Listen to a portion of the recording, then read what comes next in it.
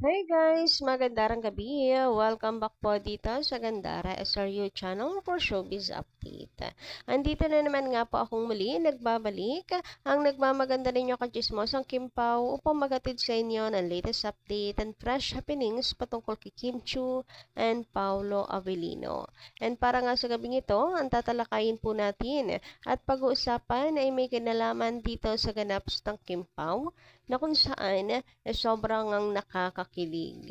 So, wala na naman pong katapusan na kilig ang atin pong hatid na balita sa inyo. But before that, sa mga hindi pa nakasubscribe dito sa ating channel, maaari lamang napindutin po ninyo ang subscribe button at notification bell na nandyan sa baba para mag-updated ka at ma-notify tuwing may bago tayong chika at balita hinggil sa Kim Pao.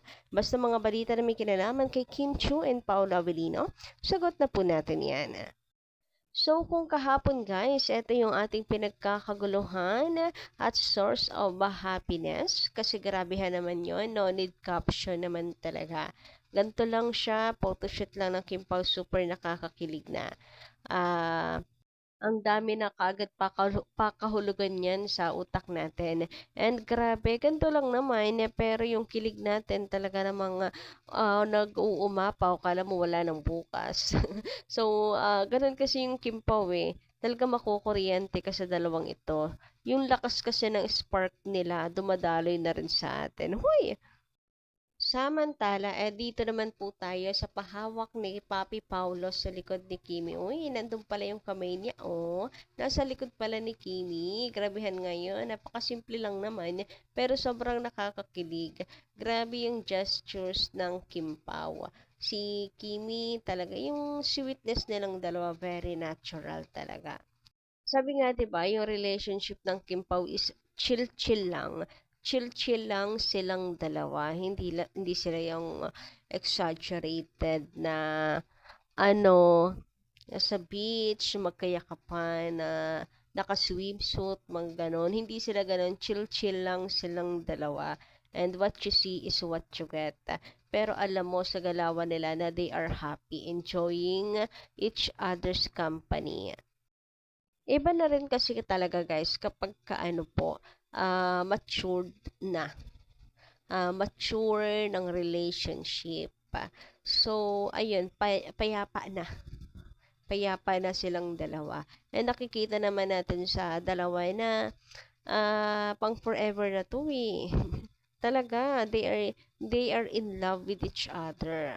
So, nakakamiss nga guys yung mga events ng Kimpaw eh. Kagaya nung sa Rojas City, talagang tinodo-todo na ng Kimpaw doon. Hayaan nyo sa mall tour. Grabehan, ewan ko na lang kung hindi pa po kayo mabusog sa paayuda. Panigurado ay kikiligin po tayong lahat. Samantala, dito naman po tayo sa paayuda ng Kimpaw. Magkasama nga po si Kim at Paulo. This time, grabehan nga yun. Nakakatawa naman na muli silang magkasama. Eto namang mga ano, gym buddies, pinaghiwalay pa si Kim and Paolo. Pwede namang magkatabi yung dalawa. Huwag kayong mag-alala, walang magagalit. Charing! Pero sa totoo lang, ang dami nila dito, no? Pero si Kim and Paolo lang yung nakikita ko. Hoy, bulag na ba ako? Parang may sariling mundo pa rin yung dalawa. Sila lang yung nakikita ko eh. Charot lang. So, ayun, ang pretty and ang pogi naman talaga ng isang Paulo Avellino and ng isang Kim Chu. Apaka-sexy. And kahit walang makeup, super pretty naman talaga. Samantala, mabalik nga po tayo dito sa video ni Kimi. O ano, napa-zoom in, zoom out na naman ba ang lahat? So, meron palang Paulo Avellino doon na sa isang sulok. So, reflect na kasama po siya. Nandun din siya, no? Nakuha pa rin kahit po reflection lang yan. Kahit napakaliit, kahit anino lang ni Paulo Avellino, makikilala yan ng mga fans. Huwag na kayo magtago, Kim Pao. Makikita at makikita pa rin naman kayo ng mga fans. So, ayun, sana po ay may video ulit na magkasama yung dalawa. I know yung tipong may pag-alalay si Pao kay Kimi. Ay! Pero syempre, ano yan, strong independent woman kaya yan si Kim. Malay nyo, hindi rin siya sanay ng bini-baby, pero nakakakilig sa mga ganyang era, yung mga baby-baby na yan. Samantala, pag-usapan naman na nga natin ngayon guys, itong sinasabing pasabog. Para po sa ano kayang meron sa February 12? Well, alam ko yan po yung playdate sana ng Kimpaw. Pero di ba naurong ng March 26 na naman? So, pero sinasabi nila na meron pong mangyayari sa February 12. Grabehan naman, ang lakas po makapangpabitin naman ng chika. Pero mukhang maganda siya kasi excited po sila. Can't wait to share nga daw eh. So, ano kaya yun? Uy, nakakatuwa naman. Sana po talaga ay matuloy siya. But before that, sabi nga dito, may meeting daw kasi na naganap. Ang mga admin ng Kimpaw. Uy, ano kaya yan? Totoo kaya? May malaking sorpresa? And ano ito? Pero ang demand po, napaka-in-demand po inang concert para po sa Kimpaw. Uy, mukhang aagaw pa na makikiagaw eksena pa ang Kimpaw sa mga showing ng pelikula sa February 12. Mukhang aagawin pa ni Kim and Paolo ang spotlight.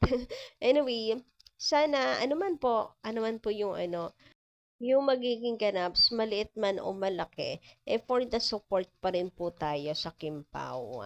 Pero mukhang malaki talaga siya. Ngayon pala nag-expect na ako. Sabi dito, alam ko, makikipag-meeting ang Star Cinema sa mga admin ng mga Kimpaw fandom. Baka isa yung pag-uusapan nila. Yung concert ng Kimpaw sa February. On January 17 ata, ang meeting. If I'm not mistaken. Uy, nakakakilig! Uy, grabehan! Nakakakilig naman yung chika na yan. May pa-concert? Grabe namang pampalubag loob yan. Accept naman talaga. Uy, apology accepted. Charot. Pero nakaka-excite, no?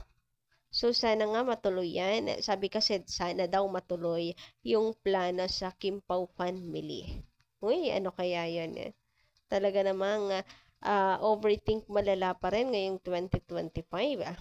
Anyway, sabi naman dito, nag-renew sina Kim and Paolo sa ABS-CBN.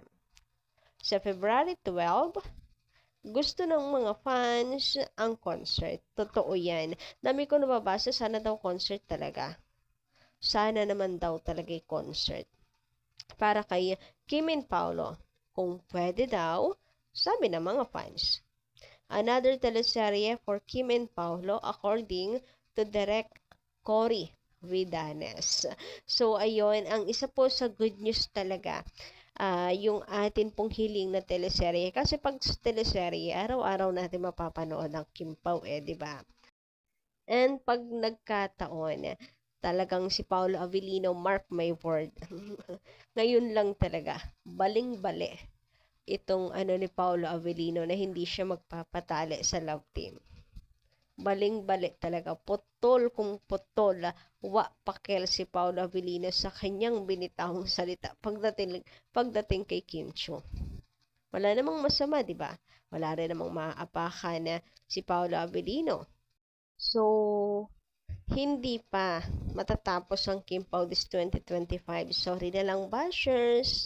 Marami pang mga nakaabang na happenings ng Kimpaw. Better luck next time na lang.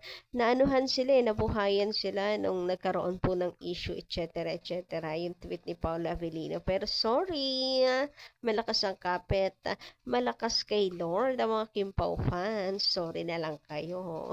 Better luck next time. And konting ritual pa mga fans. Ritual? Pag prayers kasi, baka dito malap. Charat. Oh, ang bad. Ganda lang, ang OA. Samantala, komento pa ng isa natin ditong subscriber.